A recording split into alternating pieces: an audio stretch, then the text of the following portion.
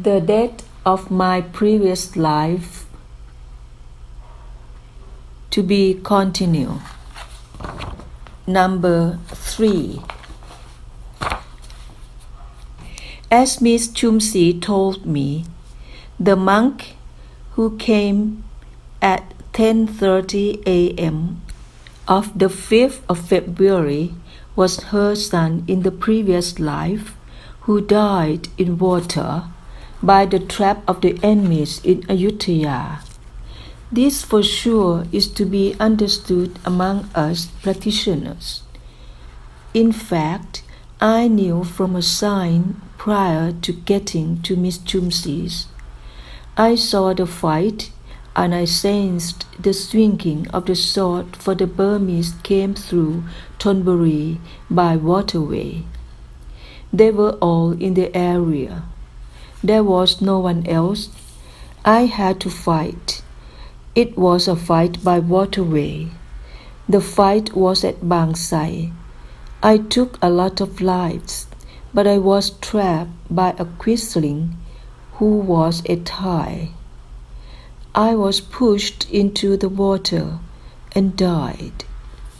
The Burmese took the sword and it went from this place to that until it was brought to Chiang Mai and back to Ayutthaya. I also had a sign that I died in the water. Hadn't I had this sword, I must have been dead already. Return the gratitude to the mother of previous life.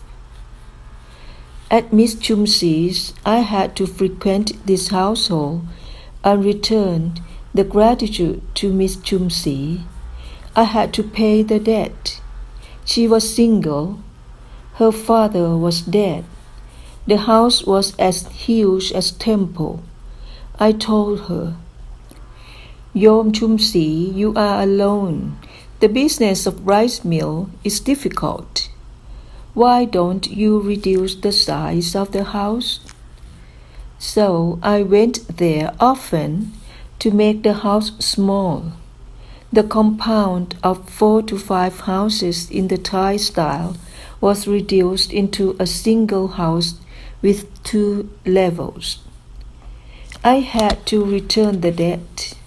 I made ready the door and windows. I did it on a day-by-day basis.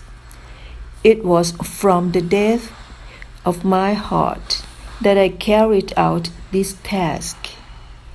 At the temple, I was criticized that I fell in love with a woman, and Miss Chumsey returned to the temple with 5 to 10 bags of rice at a time. 1 bag is 1,000 kilo. Sometimes she offered coconuts to be planted at the temple. These were from her lands. She always took me as her son of the previous life. However, devotees of Wat Amphawan took me as a monk who wanted to disrobe, to get married, and became the owner of the rice mill. Miss Chumsey was good looking. She got long, beautiful hair. She came to Wat Amphawan often to make merit.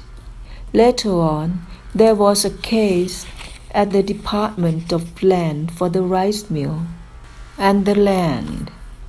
I told Miss Chumsey that there could be the expiation of karma to you at this age.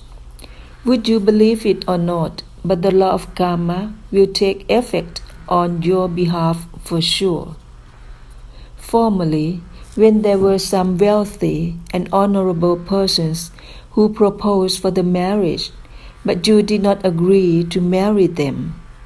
Now, you are to marry a widow for sure. It was when she had to go to the Department of Land. She met the chief of the department, who was married with children who were then grown up. The family was from the southern part of Thailand. His wife died, but I was not sure of this. The more they got into contact about the paper of the lands, rice mill, monastery paper, the more they got involved into each other. I was told, "Venerable, I may have to get married. I invite you to bless my marriage. It is up to you. This is the law of karma. Don't you know this? I already took care of the house for you. I have paid the debt. Nowadays, I don't frequent the house anymore." She still brought some rice and other things to the temple. There is still the close connection. She came from time to time bringing things. It is like when I was worried about the two young women. People said that I had some kind feeling with young women and did not pay attention to the old women. See yourself. This was because they were to lose their house in the fire. I knew of this, so I was worried. While I was boarding the plane, I looked at them often. While I was at the VIP lounge, I reminded them of things to be taken, but the houses were still on fire. Interview with หลวงพ่อจรัญ by Colonel Thongkham Siyotin. How did หลวงพ่อ know of the household that bought the sword? Was it from the sign? The sign revealed to me that the sword was at Ayutthaya. How did you know which shop it was? I asked the teachers at the teachers' college. They have seen the sword before? Yes, they did. And I asked to check the sword first. Was there a crack at the blade? The teachers did not know that I brought with me some money. At the temple, the devotees all believed that it was quite a queer idea that the abbot of Wat Amphawan would want to buy a sword that cost 5,000 baht. I brought the exact amount of money.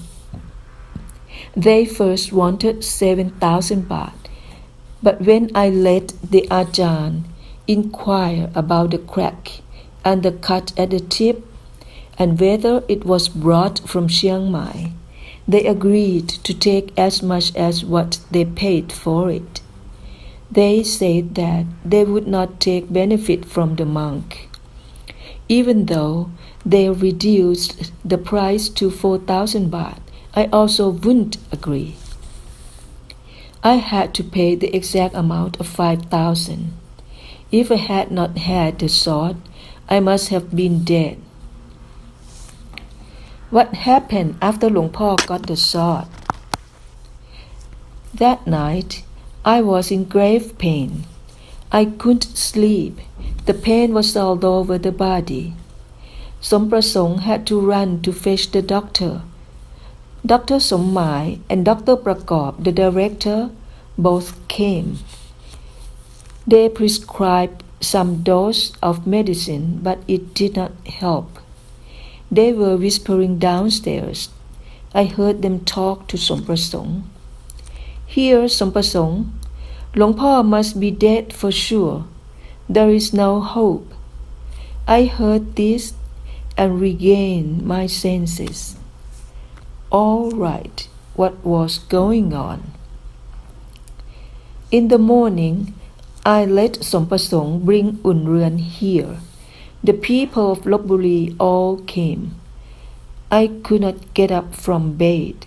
It was like I was being hit by several swords all the time.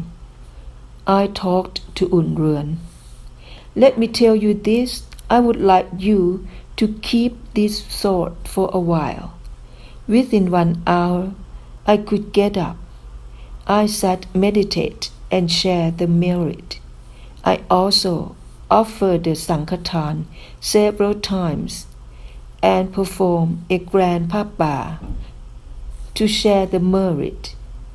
You may be interested to know that I had killed many with this sword, and screams could be heard from the sword.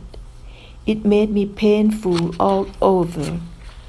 I expiated a grave karma. It was grave pain.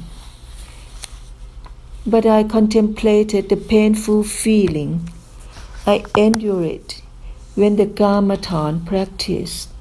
I did not cling to the pain. I maintained my keen mindfulness.